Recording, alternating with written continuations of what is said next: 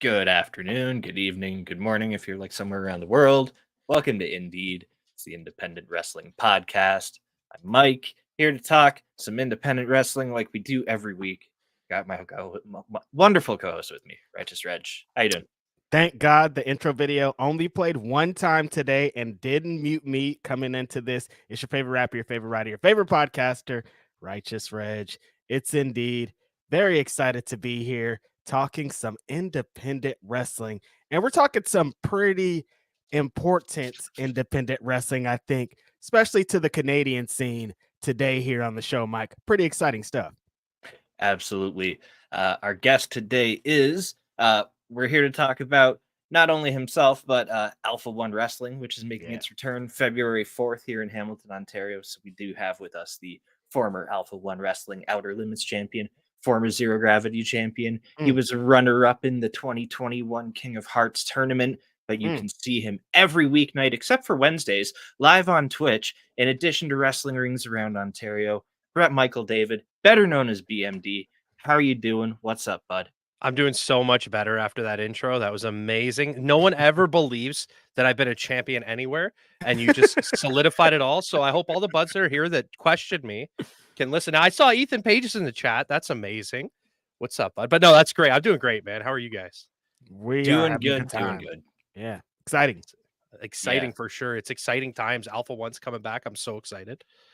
Yeah, and so it's Wednesday. I know it's like you're not streaming days, so thank you for joining us in Of course. you know what would be about the time you're getting ready to do that thing anyway. So True. Yeah. Right around this time. Yeah. Wednesdays are usually my chill day, not do anything. And I consider this nice and chill too with some buds. I'm okay with this for sure. hell yeah. So we do have a lot of familiar faces in the chat, a lot of friends showing up in the chat today. Do, but every week we do also on Indeed here have we got a lot of like international viewers and American viewers that don't keep up to date on necessarily all the Canadian wrestling. That's my job. I just keep plugging people from around here in, and I'm like, eventually y'all are gonna start to watch all this shit because it's really, really good. We got really good, and we got some really dope talent up here, like yourself. So I want to just kind of get the Cliffs Notes out of the way, let people know who you are. We're gonna kind of, before we get to talking about Alpha-1, we're just gonna do it 5W style. Why'd you start wrestling? Honestly, it was something that I wanted to do my entire life, and then I truly never knew how to get into it. So it was one of those things that I did a little bit of stand-up comedy. I knew I wanted to do something cool, so I was like, I'll do some stand-up comedy. I dabbled in that. Ultimately, in the back of my mind, I always wanted to be a wrestler. Literally never knew how. Didn't know I could just friggin' Google it and figure it out. But there was I found a school in Mississauga, a Battle Arts Academy, started there. Training with Santino Marella and stuff like that. And then I found a school closer to home, Hamilton Pro Wrestling, and started training there. And I just as the storybook goes, man, you step in the ring, you fall in love with it. It was awesome.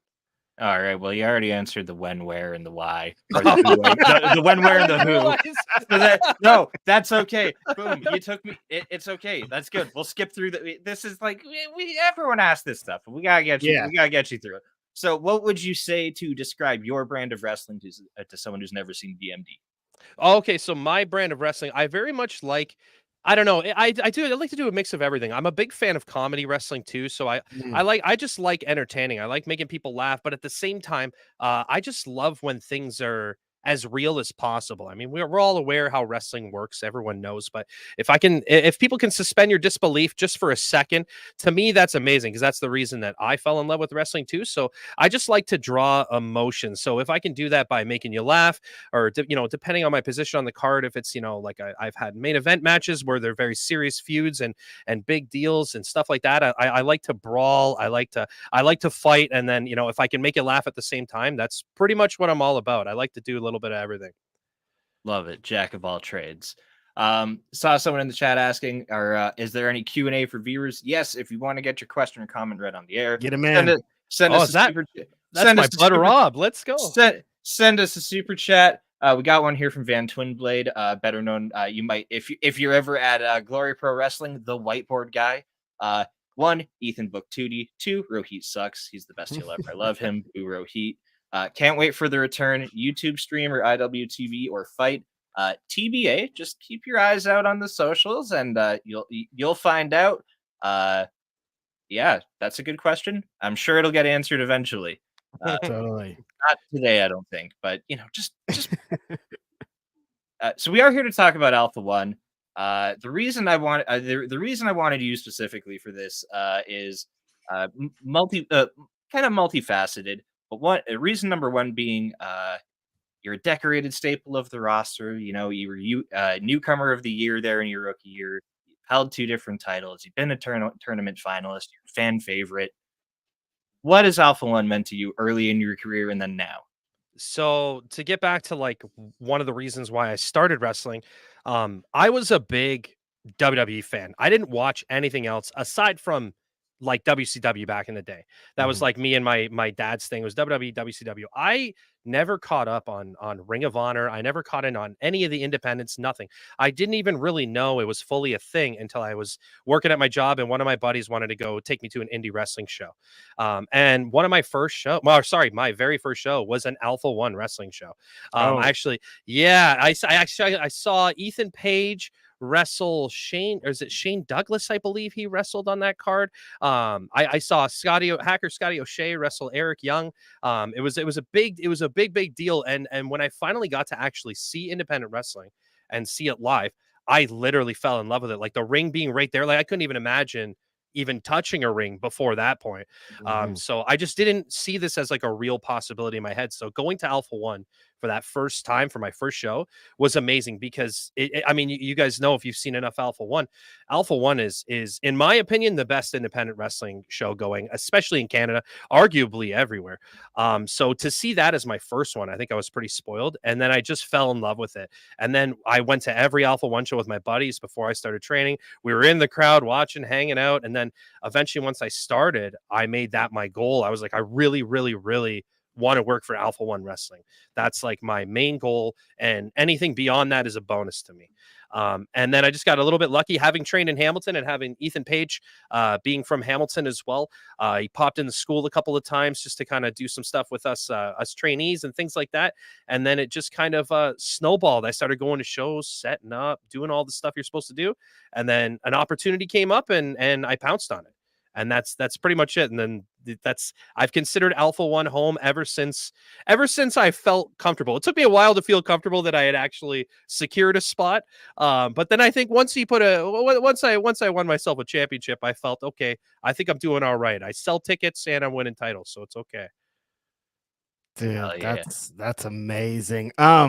We talked about Alpha-1 multiple times, I think, throughout our podcast because we have a lot of Canadian wrestlers, and of course, our Canadian co-host Mike is always here, bigging it up.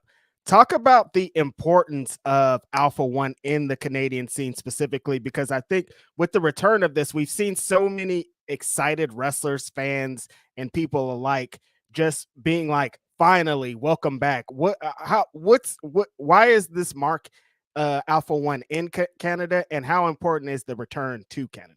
It's so, in my opinion, it is so important. So it's one of those shows that would always bring people in, like Ethan Page would so good at bringing guys and girls in that were big, like from the States, or sometimes even people that you haven't even heard of that you should know. He would be the one of the first promotions that was bringing them into Canada because it was hard to it's hard to logistically plan shows and bring people in from overseas and bring people in from a different country and things like that. And he was one of the guys that was doing this on a regular basis and providing it to, and that Hamilton crowd, man, like there's not, like, wrestling in Hamilton is awesome. They're like no other, honestly. Like they're so fun. Yeah, they get nuts. They're super into it. They're very knowledgeable. And it is such a good show. It's such a tightly run show. They're like 2.5 hours tops. So you don't even have a second to even remotely get tired or anything like that. The show's quick. It's done. It's amazing. It's booked with some of the best talent from all over the world, not just Canada. And then also on the flip of that, you get your local guys like myself who get to work with some of these people that you don't normally would get a chance to. Like it's very, it's booked so well, in my opinion, to help push the talent locally as well as bring new eyes to talent internationally that otherwise otherwise might not have been seen by some of us here in Canada. So I think the return of Alpha-1 is so important, because like I said, I think it's one of the best independent shows going anywhere, not just Canada. And because of the status too of the people that are brought in, like someone like Ethan Page, the people will tune in from all over the place too. Right. So it's just a showcase for Canadian talent and a massive platform that I think people are very excited to come back, myself included, obviously. There's probably going to be even more eyes at this point with Ethan Page's higher status, which is great for everyone. Absolutely. That was the thing too. I mean, the guy freaking goes off and gets signed and does all this stuff. And I'm like, holy shit. I hope this isn't the end of Alpha-1, because like I love Alpha-1. So, but if anything, it's, the hiatus and, obviously the pandemic and things like that were a factor as well. The hiatus and the building of his own brand, as well as the talent that is being brought in is I think going to just take it to an even higher levels. Yeah. So in terms of like how hyped locally everyone is for this to come back, it's kind of insane. Obviously I follow and talk to a lot of people, like, fans around the area, so like everyone's geeked on Alpha-1 coming back. Personally, like, I started this podcast in 2022, and so the entire time I've just been like, man, couldn't have done this like a year ago when there was like I had this dope shit happening in town. It's like, so I've been February 4th is like my WrestleMania for like that. It's my WrestleMania. I feel the exact same way. I'm so stoked for it.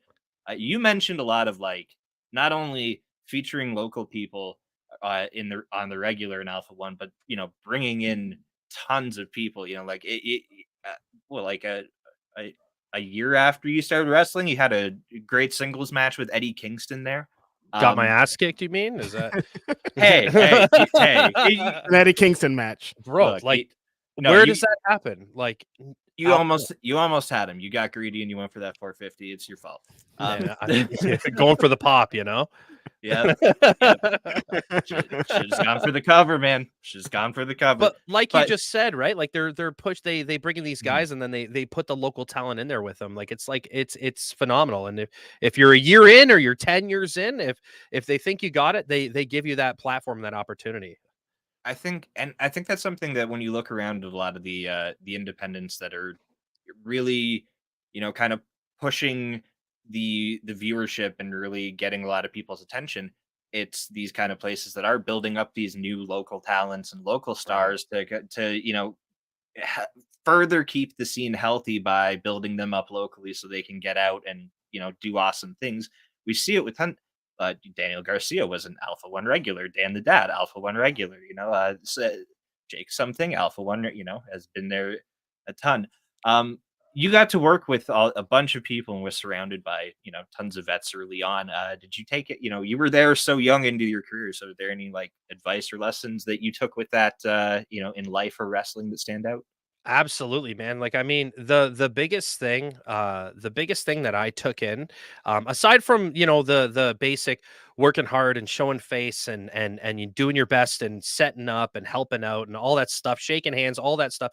The one of the biggest things that I took in personally is to just be a nice person. Just be normal, like have people want to be around you. Don't like try too hard to like get attention from people. Like just be yourself, man. I mean, like, especially, when you're trying to get in a car and hop in a car and go, 8 hours to Chicago or whatever to show face and do that.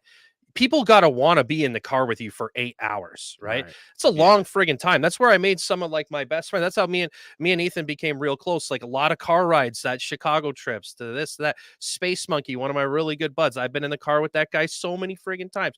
It's just one of those things where you just become close with people just by being normal, being yourself, not trying too hard. Like, it's pretty much that's the most I've took aside, and also all the other advice when I'm blessed to be able to work with some of these guys that are like really, really well known, and they're just kind of throwing me in the fire, and I like to think I can handle it. And you take all that advice just to try and further your own career and things like that. But the most important thing to me personally, if anyone was asking me for anything, just be normal, be nice, don't be overbearing, don't be an asshole, like stuff like that, right? Like it's pretty basic social skills, right?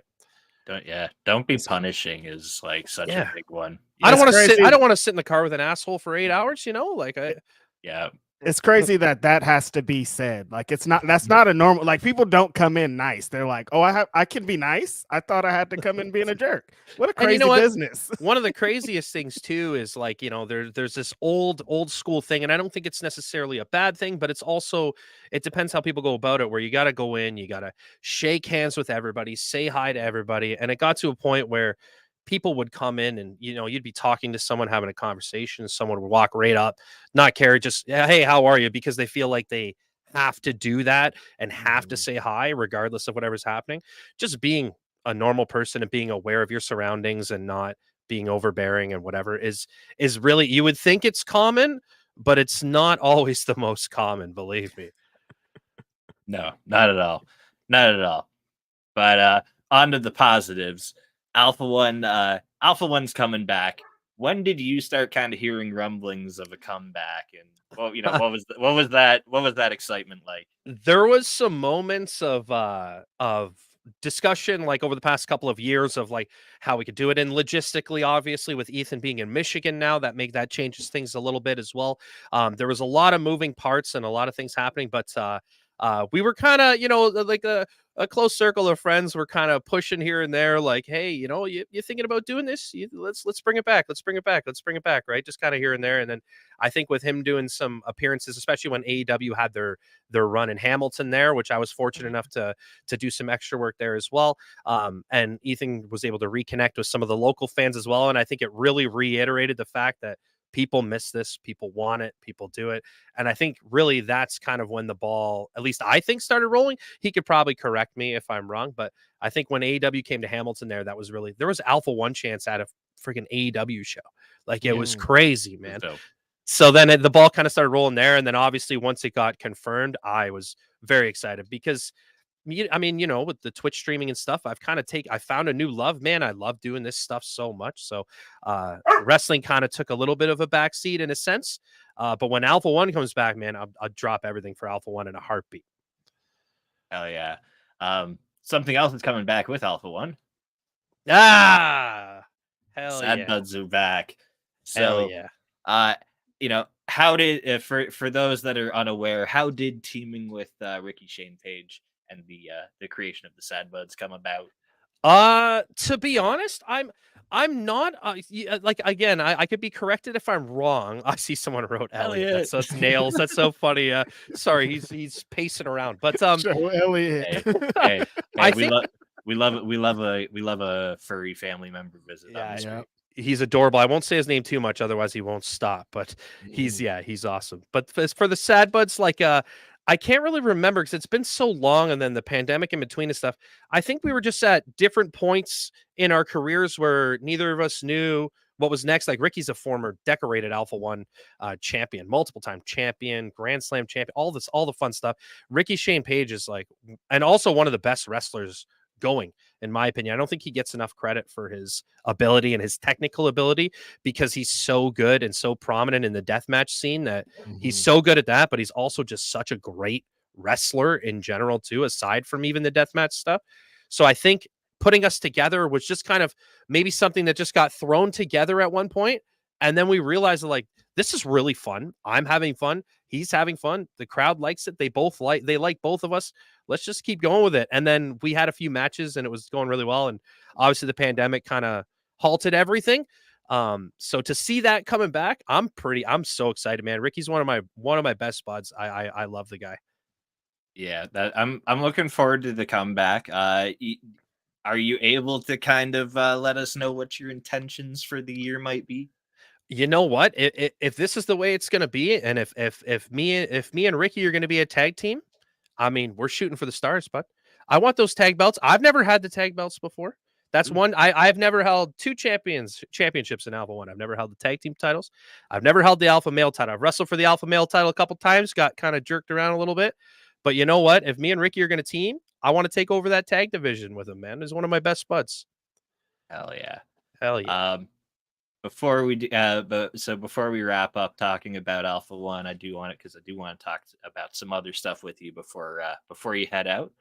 What other matches on the card are you kind of going to be, sneaking out of the back to make sure you be standing in the room to watch?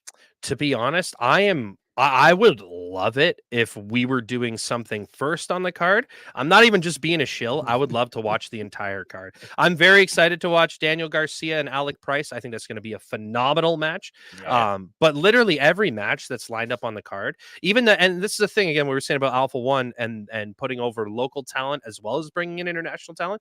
The main event is 3 of our local guys: Mark Wheeler, Space Monkey, Shane Saber, triple threat for the Alpha male title. That's fantastic. Headlining one of the biggest Alpha-1 cards ever. I'm pumped to see how that plays out. I'm pumped to watch Daniel Garcia, Alec Price. I'm pumped to see the entire card. I hope my position, Ethan, if you're listening, put me on first, please. I want to watch the show. There we go. You rarely hear that. Wrestlers wanting to go first. It's rare. Hell yeah. I want to go first. I want to see the show. Yeah, I want to go first. I want to be done as soon as possible. So, well, now that I think about it, I have heard some wrestlers say that in person. Now, yeah, man, it's the best because you get to hang out, watch a show, and you get the crowd at its hottest point. The worst is the main event after a 4-hour show. Dude, that's what I'm saying. With Alpha-1 running these 2.5-hour shows, that's the money spot. 4-hour shows, man. Like 15 matches. You're like, dear God. Oh.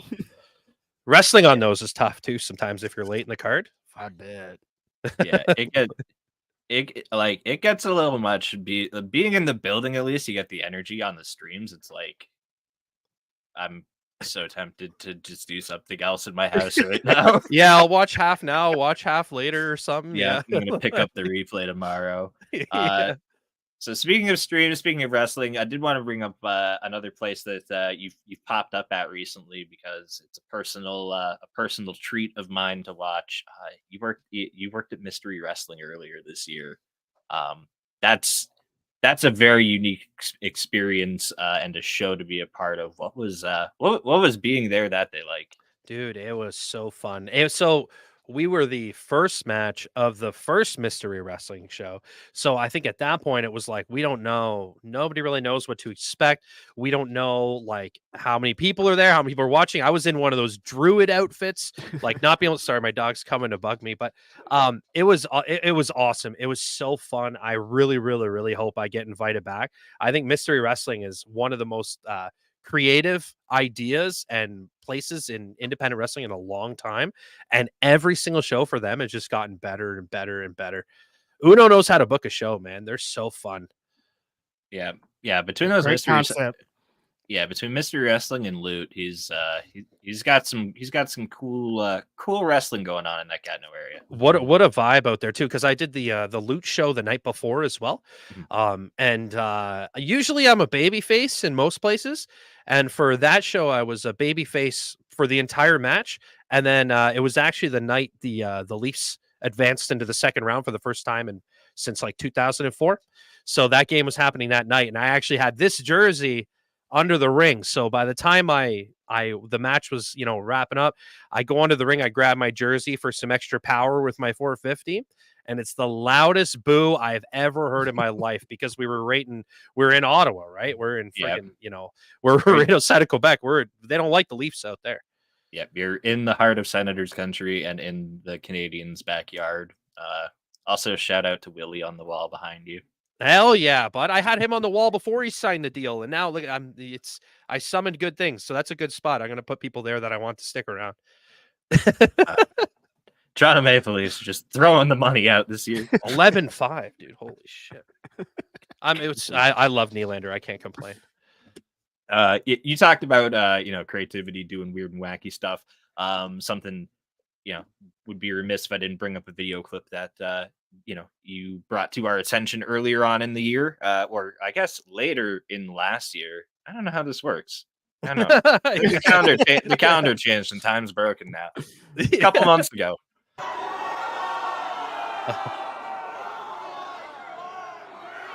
thought the background would go away.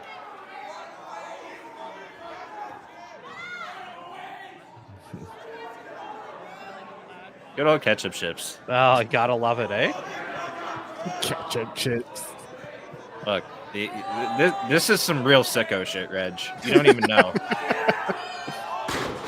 You've never experienced the burn on your skin of a ketchup chip. I can't, like, you eat too many of them and you feel like you're turning into the Joker. Like it just Yeah, I don't know anything about ketchup chips. I'm like, I don't know why this is relevant. You ever had American? I've never had them. Yeah. No. Oh, Reg needs a Canadian vacation so bad. Yeah, I do. Definitely. Or we just gotta hook you up with some ketchup chips. You ever had all dressed chips? No. Mike was telling me about them, but I'm still like, I don't know what that is. Oh man, I think honestly, well, it's hard to say. Like, it's easy for me to tell you you're gonna love them because I love them, but I mean, you got to give them a shot. We got to find a way to get you some. It sounds like I would love them, the all dressed ones for sure. All dressed is so good. Yeah, ketchup's like, I love ketchup, but I can understand why people don't. All dressed though, I think, man, you got to get some. Ruffles all dressed chip is like undefeated, undisputed champion of potato chips. Hell yeah, I agree. All right. So speaking of potato chips, snacking, weird and wild shit. The other reason I wanted to have you on here to talk about Alpha-1 was because outside of wrestling entirely, I just, you remain entertaining in a completely different way. We did bring up your Twitch, your Twitch channel, your content creation earlier, but you are live 4 nights a week at twitch.tv/BMD bud, and we see it in our chat. It's lit up with a whole bunch of buds. You built a really positive and fun community there. So when did you start dipping into the content creation and like Twitch streaming? So for content creation, it's always something I've wanted to do too, and dabbled here and there, and tried things, and didn't know how to get into it. Didn't really have. I'm generally a pretty reserved guy, believe it or not. I get pretty nervous. I'm pretty shy for the most part. Wrestling's allowed that to change a bit, but the reason I started streaming initially was because the pandemic happened. So I had a bunch of shows booked for WrestleMania weekend that April in Florida.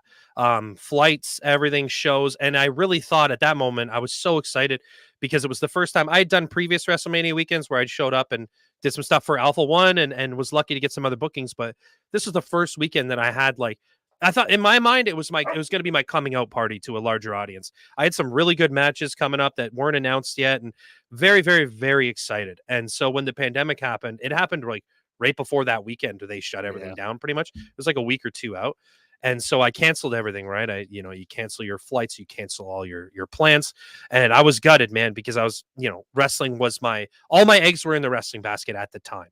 And I was gutted. This was my moment in my mind, and it wasn't going to happen. So I had about $1,000 that I had initially planned to use for that trip, flights and my expenses and all that stuff. So instead I turned around and I don't know why I had a thought, and I just looked at my wife. I'm like, I want to buy a PC.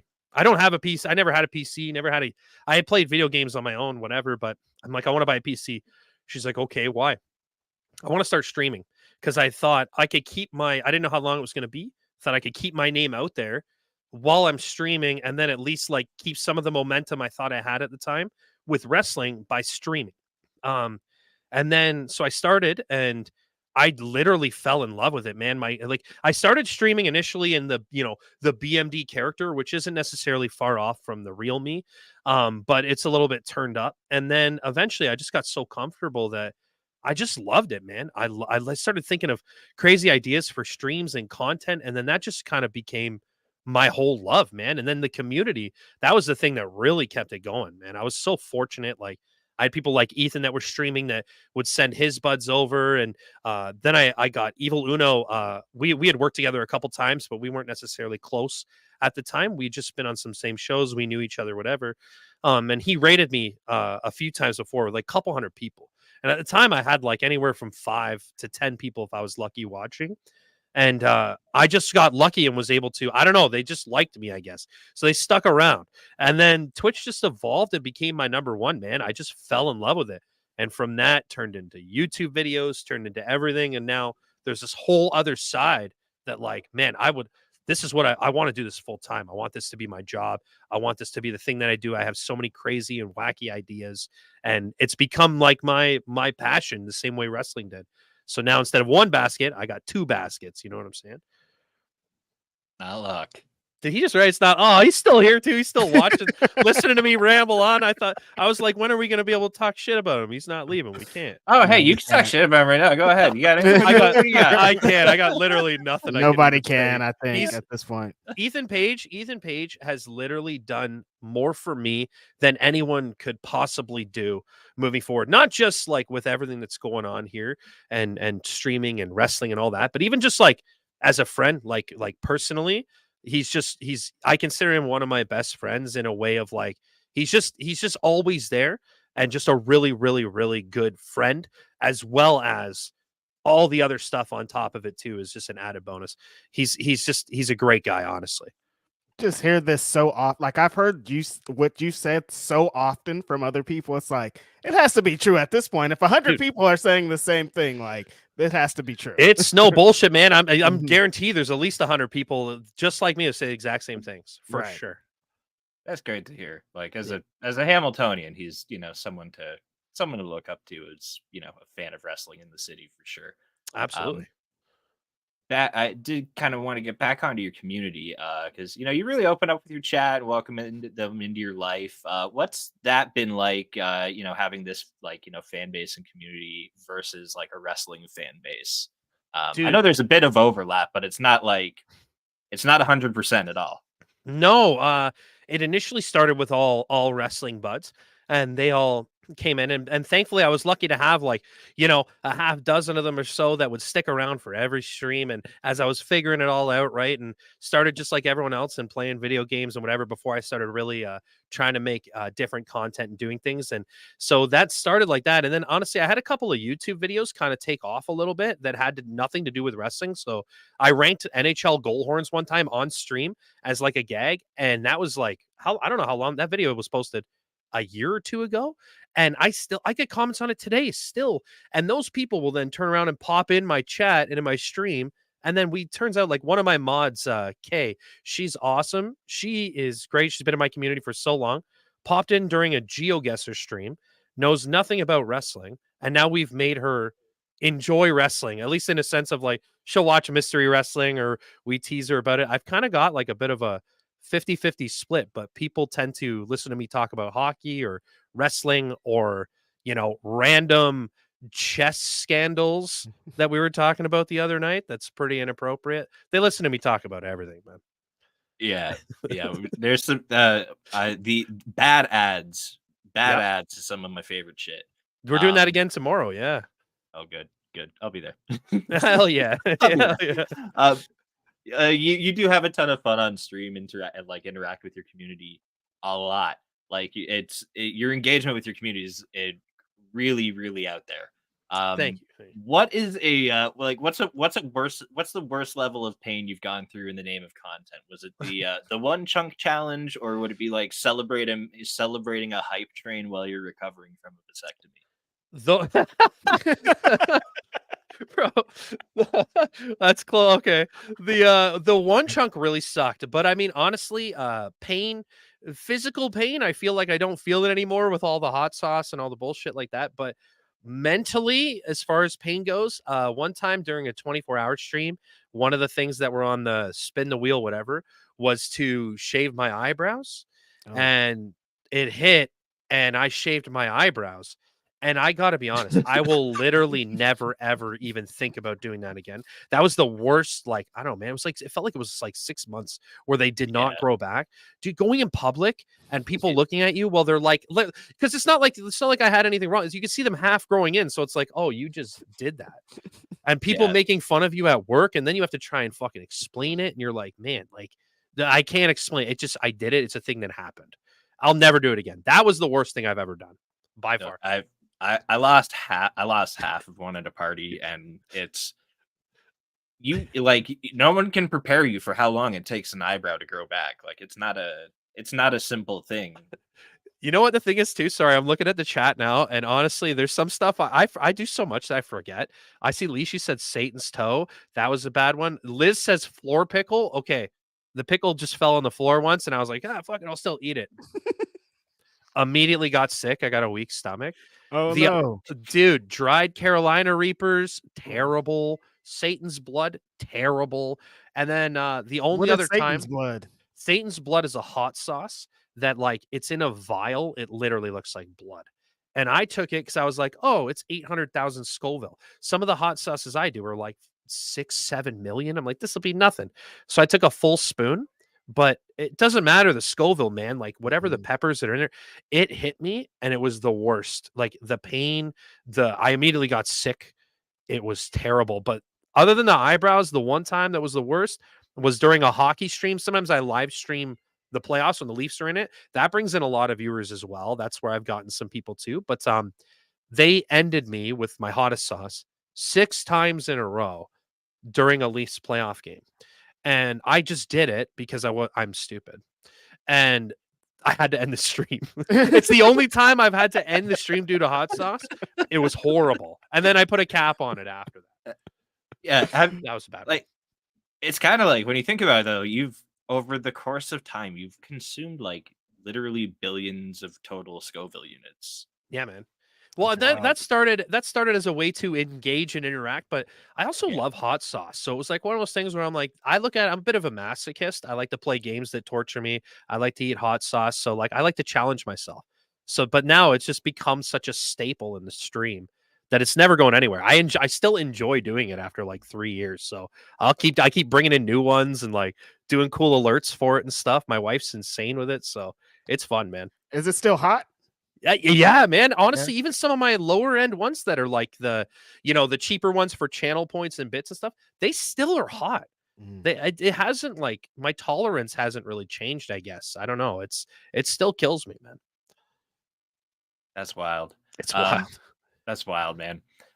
So you mentioned her a couple times, but your wife she's like all in on the journey with you, and she kills it with editing your YouTube videos and doing that content.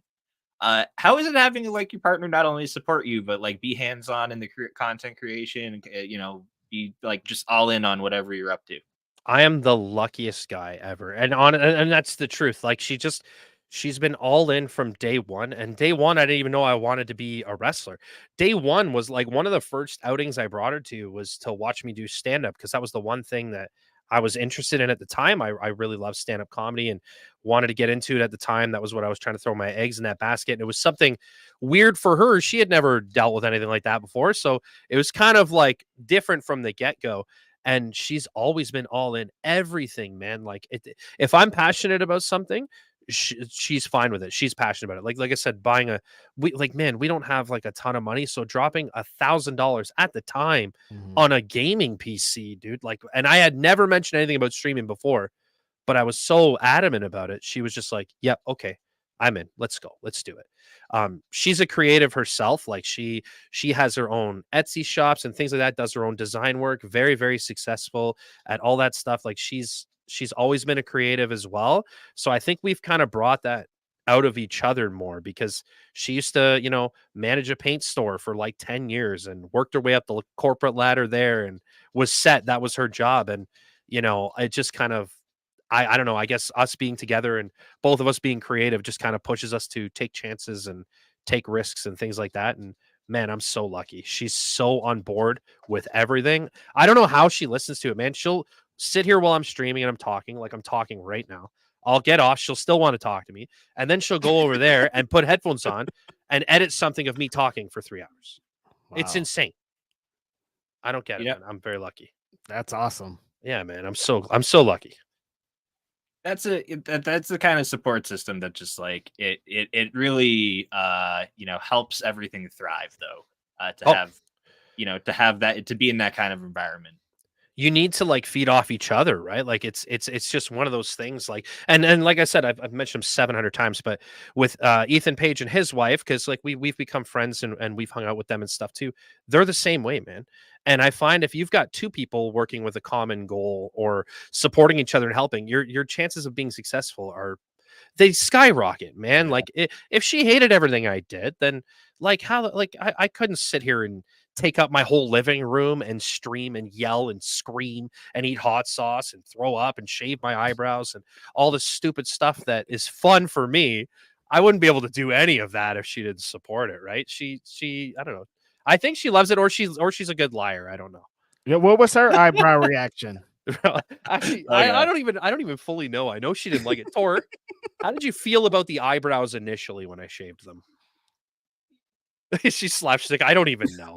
I do so many things that I think she just doesn't care anymore. It's par for the course now. It's like, all right, his Yeah, eyebrows are gone. All right, another day.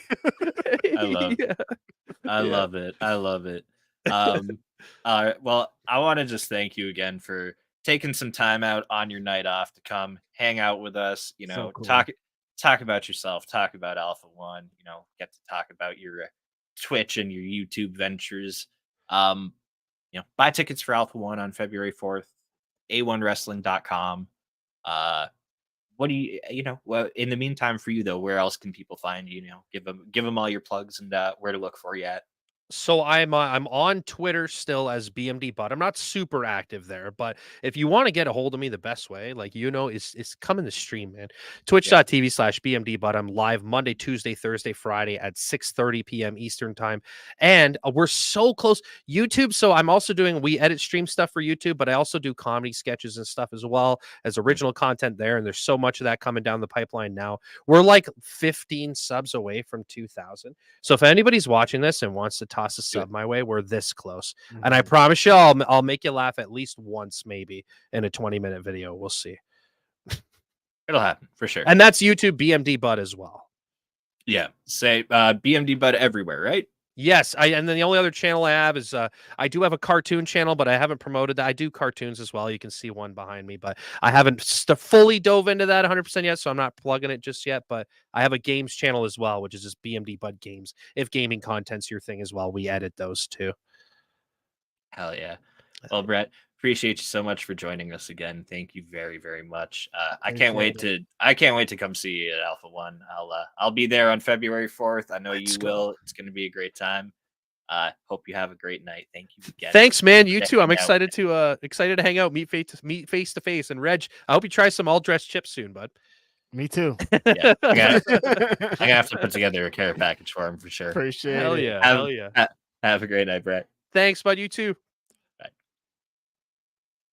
Yeah, I got to switch. I need to get a better way to switch the overlay. I don't know Transitions, how to do this. Mike. Transitions. I know there's like buttons. Dude, there's like buttons and shit. I don't know. I'm bad at buttons. How you doing, Reg? I'm doing great, man. I want to know. You asked him about his match he was looking forward to at the Alpha-1 show. What match are you most looking forward to at the Alpha-1 show? Honestly, Garcia versus Alec Price is going to be crazy. That's crazy. Yeah. But that alpha male title match, the 3-way, that's a bunch of Alpha-1, mainstays. It's a good way to, kind of re-welcome everyone back to this is Alpha-1. Well, also still having all the crazy shit that's going to happen before it. I love that having that main event specifically when there's going to be so many new eyes, I think is so genius. Very important. What he talked about of having a promotion that brings in some of the best from the world, but pairs them with their locals. Like that's independent wrestling at its core. But I think the best is you're going to have all these eyes. So shine the light on the people that have been on the grind for your promotion for so long. I think it's a great main event to have. Super exciting, man. I'm excited about that show. I'm also interested in how this is going to stream. Guess we'll find out soon. Yeah, I'm sure there will be some information about that coming out. I can't say too much, but I know that it's something they're looking for. So it's I'm sure there's going to be an announcement coming out about where it can be seen. They're definitely going to want people to watch this. So it'll be a thing that people will be able to get their eyeballs on if they can't get there physically, which I will be. So, but no, you know what? You did mention like the getting your locals over, and I think that matters so much because there's so many promotions that we see that like rely on like fly-ins and bringing all these people in that are from all over the country and the world that aren't necessarily from your local area. And well, that's great and all. I do think there's a lot of the most successful promotions we see these days are ones that are taking the time to bring those people in to at least, not it's not like, hey, I'm bringing a guy from, you know, across the country this way, and then another guy from across the country this way, and they're going to wrestle each other. And then you're going to see two local guys wrestle each other, like, for the rest of the card. Yeah. It, It's we've seen that the opposite of that, the kind of super card thing, we've seen in real time how that doesn't work. Like they do these there's a new promotion, they come out with these super PWG style cards, and you're like, yo, this is crazy. Then they do 5 shows and you never hear from them again. The promotions that are lasting, we've seen, are the ones that are investing in the future. Like it's not sustainable to have Mike Bailey on every show and every main event because you can't invest in him. You got to invest in the guys when Mike Bailey's gone that are still going to be cooking over here. We see with my homie, shout out to West Coast Pro, how they've built up Starboy, they built up Titus, they built up Zoe. It's like Scott has invested so much in that talent that it's gonna he doesn't have to do all these super cards as we've seen because the local scene has carried it. So I love when promotions do that. And it's so important, I think, in this day and age, because it's hard to be seen on with so much content going on. And if there's eyes on your product, you gotta get some local representation in there. Some people just get the eyes and they're like, "Yo, we got them." Put on the super hottest dream match you can think of. And while that's great, I'm loving. I'm all in. You got to invest in the future. and, everyone can book that same, like, I mean, if everyone can book that same match, if you're using, guys from Exactly that, that are flying in regularly and all over the places. You mentioned West Coast Pro, and like that's actually something that it's really funny. I was watching Scott's stream last night, and him and I were kind of talking about Under the Bridge, and someone he'd mentioned someone making kind of like an offhanded remark about like, oh, is this like a B show? What? Because it's featuring more local talent, and it's not a lot of people flying in necessarily for You it mean the show compared that to, they announced Leo Rush for? That's a B show?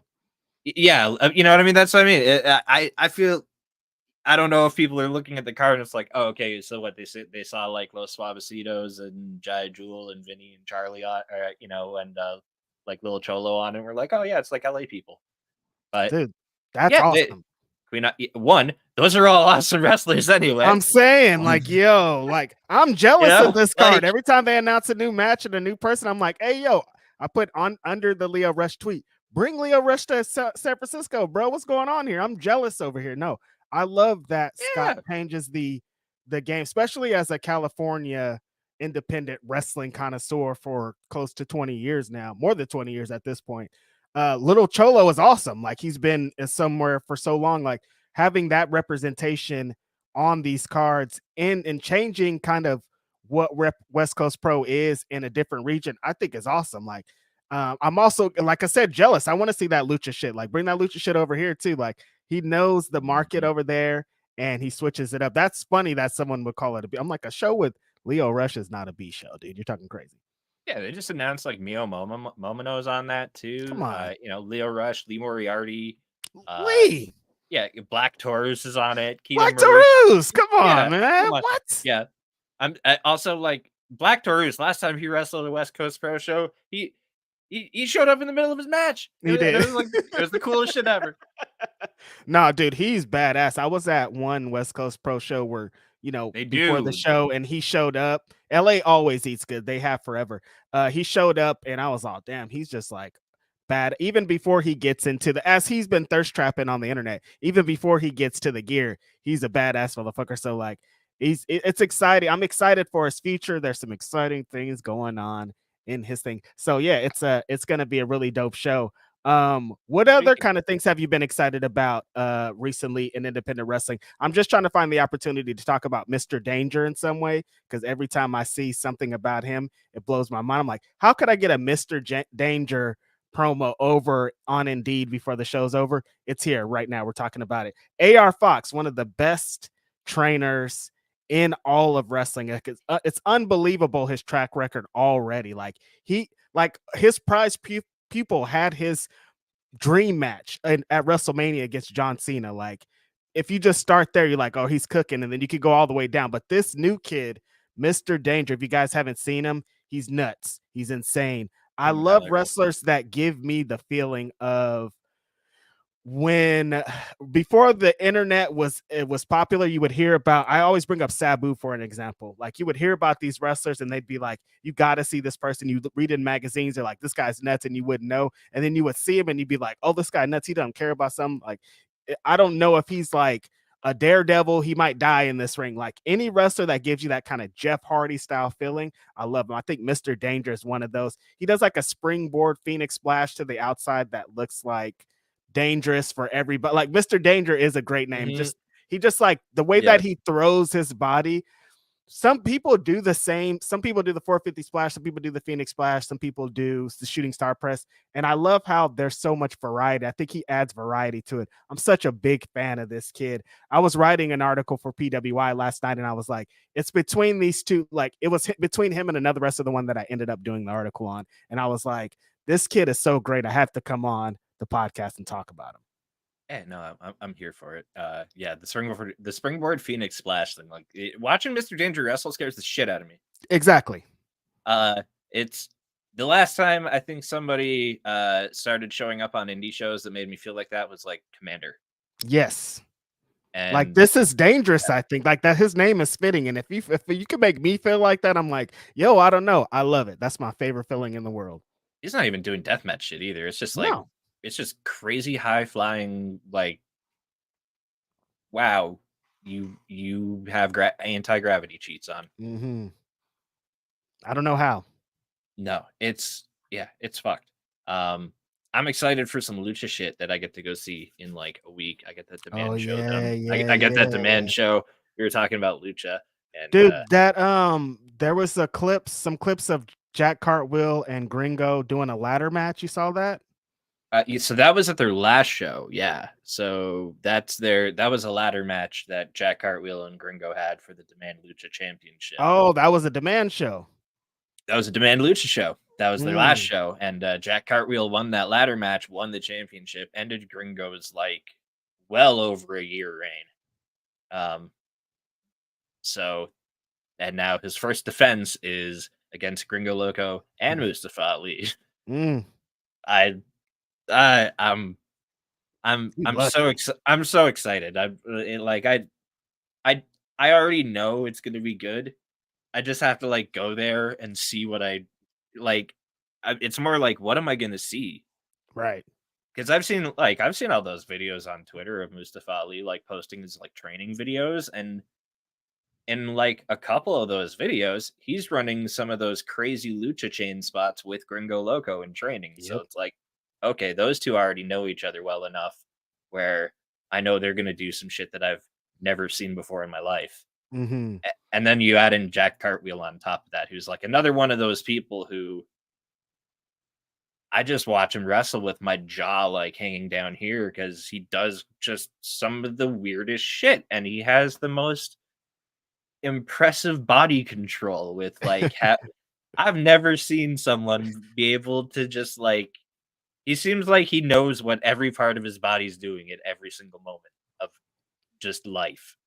Yeah, it's a pretty wild how he maneuvers in wrestling. I think the coolest thing about this match is what you described there, because Ali has been throughout like his tenure in WWE, he will put out these videos of him training, and it'd always be this super insane lucha shit that you're like, he's never going to use that on Monday Night Raw. We're never going to see this. But now he's going to be in there, like you said, with Gringo, Jack Cartwheel, these guys that are in lucha matches on a weekly basis. So we're going to get to see Ali 100% into that shit he's been doing, that we've been seeing, that we've been wanting. So exciting, man. It's super interesting to see what's going to happen with him. I'm like, Scott hasn't booked him, so he must have a hefty price tag, I'm thinking, because where is he? What's going on here, Scott? Yeah, his world I want to see him too. His world tour too. It's he's got some, he just had a match announced for it that I'm really excited for. Our last guest from the month of November, Von Vertigo, is going to be one-on-one with Ali at C4 Wrestling next Friday. Oh, that's sick. So I'm really looking forward to that one because, again, Vaughn has been like so diligently getting his name out there by working his ass off around Canada and then working his ass off in Europe, like on these self book tours. He started to get into the US. He made his Defy debut not too long ago. So, and now he's getting one of, there's this Canadian weekend of 3 shows that Mustafa Ali is coming in for in January, and he gets one of the matches in the singles. It's I I'm hoping that a lot more people tune into this to watch this one because of, the attention that Mustafa Ali's, independent run is gonna bring, He's so cool. and I'm really hoping that's the case because I would love, love, love for as many people to see Von Vertigo wrestle as possible. This is like it my agenda is always to get the Canadian people out of Canada.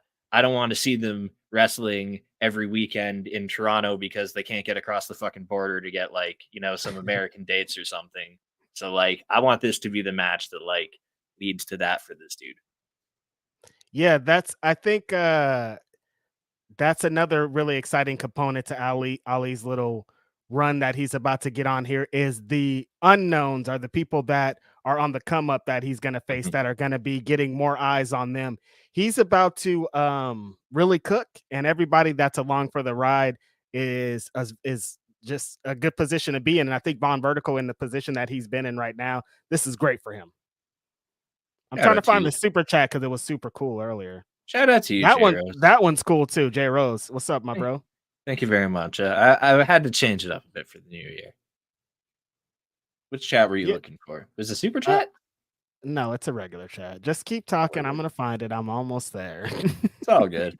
I was looking at the calendar for what's on this weekend, and it's like it's a hard weekend to watch shows. Like there's GCW in Chicago this Friday, which that's gonna be great because that's Mhm. Tank and Gringo Blake Christian is hard. I love it. Tank and Blake Christian. We're gonna have Ali versus Gringo for the title there.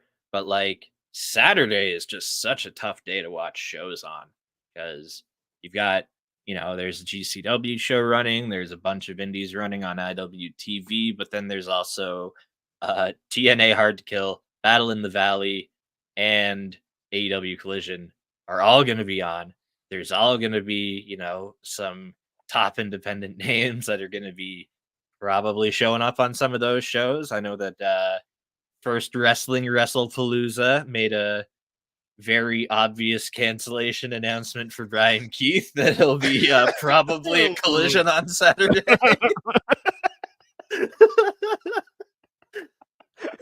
Don't make it obvious. Don't make it obvious. Oh, hey, he's not gonna be here on Saturday. He's gonna be somewhere else. Yeah. But you know what? Also, I really like the way that they said that. No, that was great. Very classy. Yeah. Uh, there is a show in Indianapolis this weekend too. Yeah, Who's there's on some it? that. Oh, who's on it? Oh, let's go get the Mhm, card. mhm. Hang on one second. Let me go get let me go get. Oh, I Uh, found it. Man, look oh, at what'd you how find? What? come on, man. Dude, look how A. cool. Come on, man. That's so cool. Sometimes you get little messages. You're like, all right, it's all worth it. I thought nobody in the world was watching that show. Apparently, Ethan Page is watching our ROH show. So thank you, Ethan Page. That's super dope, man. That's really good to hear, man. I like that. Yeah, no, there is Nap out the gate. It's happening this weekend, Sunday, January 14th. What do we have happening on this show? Well, we have Mance Warner versus Isaiah Broner for the Nap Heavyweight Championship. They're gonna fight hard, very That's hard. Man, if that doesn't just make you want to go right there, you're broken. I can't I help love you. it. I can't help you. You're I'm broken. all If you in did, off that one match. I'm like, oh, these guys are gonna fight for real. That's gonna be awesome. yeah, Mance Warner and Isaiah Broner are gonna, someone might kill someone. Uh, Jocelyn Navarro and Derek Dillinger. That's Mm. again sick match. Dude, I've Uh, become such a big fan of Derek Dillinger recently, man. So good. Derek Dillinger does some really cool shit. I got to see him up here not too long ago at a Greek Town show, and Mhm. he's just energy. energy, dude. Yes. Also, Count Noctis versus Rico Gonzalez. You want to talk about? Oh, You want to talk about dope era Fox students? Rico Gonzalez. yes. Fire. That's going to be a really fire match. Two young, up and coming, really hungry wrestlers. They're going to try to kill it. Yeah. Fun fact: former guest on Indeed, Alex Storm, is ring announcing this show. Love it. Shout out to the homeboy. He said we gave him an assist. I don't know if we did, but he said it, not us. Well, we'll take it. Yeah, awesome. Like that. It's like a like just happy accident. Like Right. I'll take it. Like that's what our job is like to put on. Yeah. Yeah. So if you find someone that you want to work with out of it, that's fucking dope. That I love to hear that. Yeah, it's a hard night this weekend to be like having a Saturday show with all that. That TNA show is one of the, hypest fucking, like, I haven't been I've been my excitement level for Impact related adventures has gone through the roof over the last like 12 months. It has gone from like mild enthusiasm to like I'll probably go out of my way to watch that. Yeah, it's I'm trying to I think I'm gonna be at the New Japan show live in San Jose, so I won't be able to watch live, but I'm so interested in the rebrand of TNA. They're announcing a bunch of really cool stuff, but I think their rebrand is gonna be really dope. How do you handle a weekend like this, Mike? Do you double fist of having two screens playing wrestling? Do you just focus on one? Like, how do you handle it when there's an insane, because this is often like, this isn't rare of like there's 5 awesome wrestling shows. Like this happens all the time. Mm-hmm. Oh yeah, I've learned how to pull it off. I like it when it happens when it's not related to AEW TV because I watch that on a VPN and then the VPN makes all my other streams laggy too. Gotcha. But so when it's like indie shows and like some pay-per-views like this, I'm happy because what I will probably do is watch 2 shows simultaneously at least. I say at least because sometimes what I'll do is I'll still have one show on my main monitor, but I'll actually half screen 2 shows on my other monitor. Sicko alert. And it's actually it's really hard to properly pay. So like it's your really brain hard. can't process that, dude, and you're stoned too. Yeah.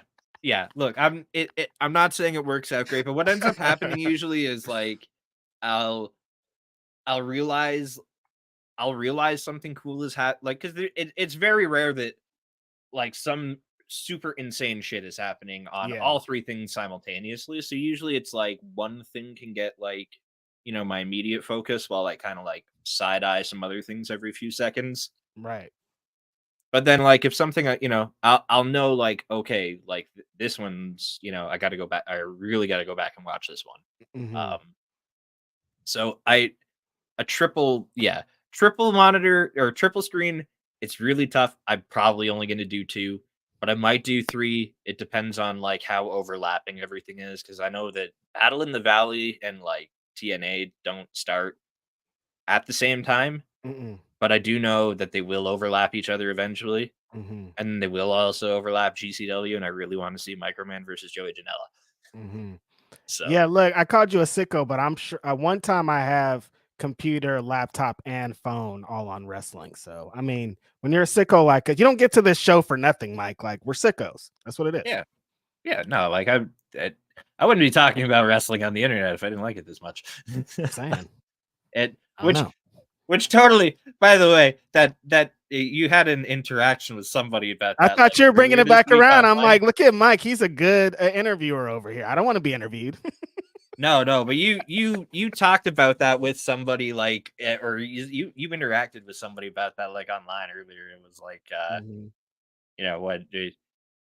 wouldn't you not want somebody to be a fan of something if you're watching them like speak about it and talk about it, or try to inform you about it?